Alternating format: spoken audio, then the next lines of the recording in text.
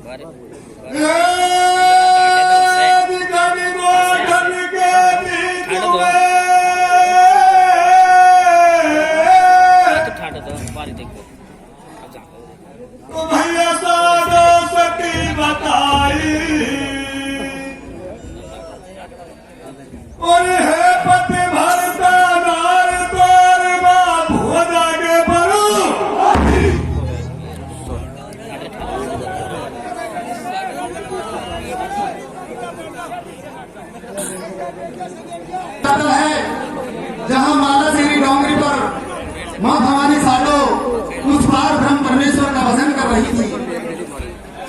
नापा कहता है, हे मां भवानी, इस माला का जपना छोड़ दे और मेरे साथ चल। क्यों? क्योंकि आज रात को सुन मैया मोए भयो अनोखो सपनो है। तेरी गोदी में सुन मैया मोए खेलत नीचो लड़ना है। या तो जल में कोई सूरवीर या जल में कोई अवतारी है। मेरो सपनो साचो है, ना झूठी बात हमारी है। मां भवानी साडो कहती है कि हे नापा, तेरे धनी को मरे 12 साल हो गए, मेरे पुत्र पैदा कहां से होगा? तू मेरी बुढ़ापे में क्यों हंसी कर रहा है? नापा हट कर लेता है। नापा के बताए अनुसार मां भवानी साडो माला शेरी डोंगरी पर भंवर ताल पर पहुंच जाती है। जो ही माला से गाँव की शिला फटती है उसमें से एक जल की धारा फूट निकलती है, उसके साथ में एक बिना बेल का फूल निकलता है, फूल भंवर ताल में तैरने लग जाता है। नापा फूल को पकड़ने की कोशिश करता है, फूल हाथ नहीं आता है। माँ भवानी साड़ो फूल को पकड़ती है, फूल उछलकर माँ भवानी साड़ो की झोली में आ जाता है, फूल की पंखुड़ियां गिरती है और भगवान देवनारायण का जन्म हो जाता है। तो नापा किस प्रकार माँ भवानी को अपने सपने के हाल बता रहा भैया चौपाई के माध्यम से बताइए।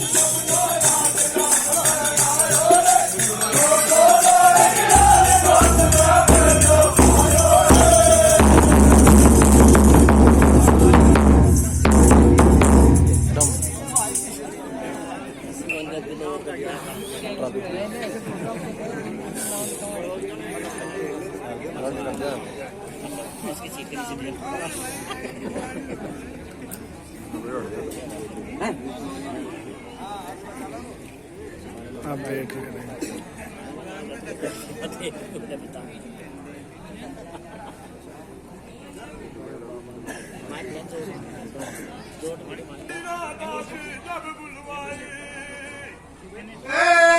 साडो माता न्यो बदनाई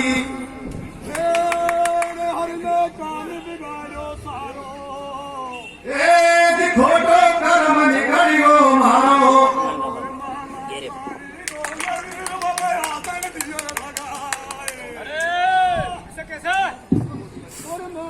सारी डोंगरी नदियों लगाए और भजन करो मेरे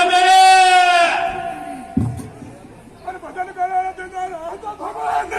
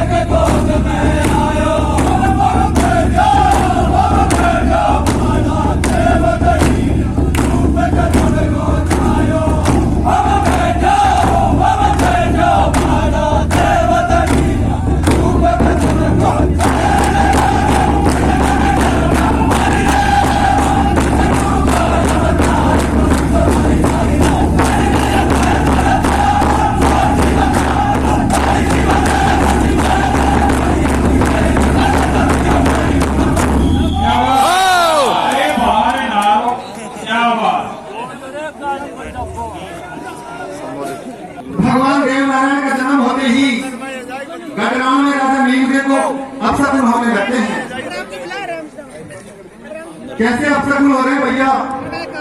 अच के ही मुकुट शीश पे गिर गो, हिले किले के डंडा, फरल फरल फहरा तो गिर गो आसमानी सो झंडा, कमला में नहीं टकराए फूट के चुड़ना हाथन के। भगवान देव नारायण का जन्म होते ही धरती जोर में लगती है। राजा दुर्जन साहब सिंहासन से नीचे गिर जाता है, उसका मुकुट धरती पर गिर जाता है, राजा का झंडा झुक जाता है, महल के 3 अंगुली नीचे गिर जाते हैं, कमला देव रानी के हाथी दांत के लाभों की चूड़े फूट जाते हैं। राजा दुर्जन साहब के छोटा भाई राजा नीलदेव को भयंकर बुखार आ जाता है, उसके हाथ से जल की धारी छूट जाती है, हाथी अपने कान नीचे को कर लेते हैं, घोड़े दाना पानी करना छोड़ देते हैं और किले की चोट भवानी धूल करके अग्नि की लपटों में जल जाती है। इधर गढ़गोठन में भगवान का जन्म होते ही सभी देवता अपने अपने विमानों से भगवान के दर्शन करने किस प्रकार से आते हैं भैया, और किस प्रकार ब्राह्मण का जन्म संभव हो रहा है, उपाय के माध्यम से बताइए। समय बता दिया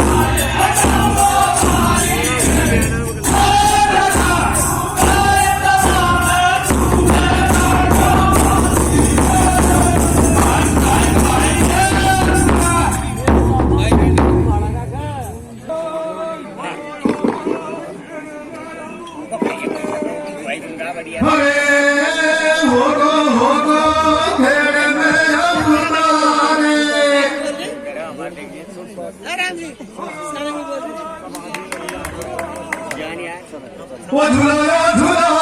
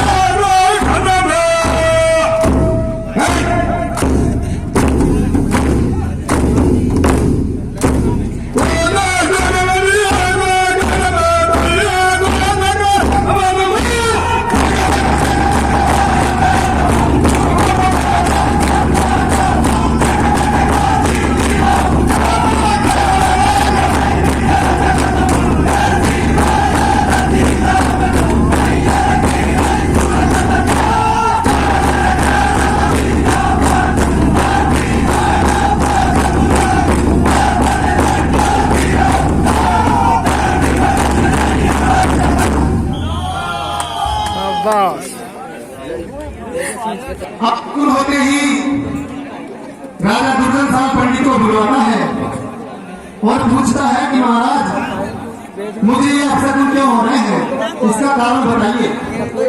पंडित कहता है उधर घेरो बचो दोसरो सुनियो छत्रधारी जन्मियों का तुम्हारो राजा साडो को होतारी।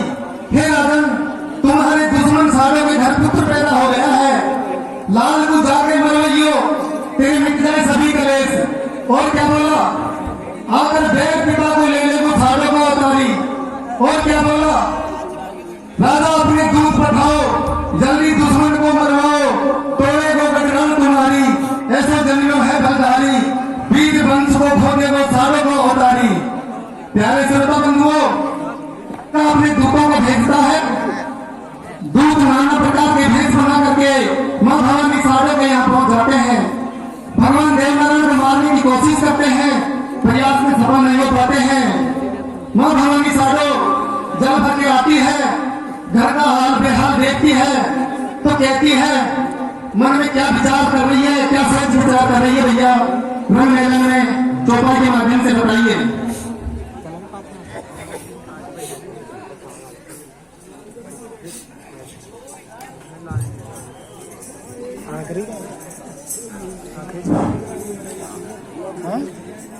Honorable Chief Guest Virendra Singh Rawal and sitting person on the stage, we will try to give you full entertainment. Listen us with pleasure, and I hope that you may keep silence.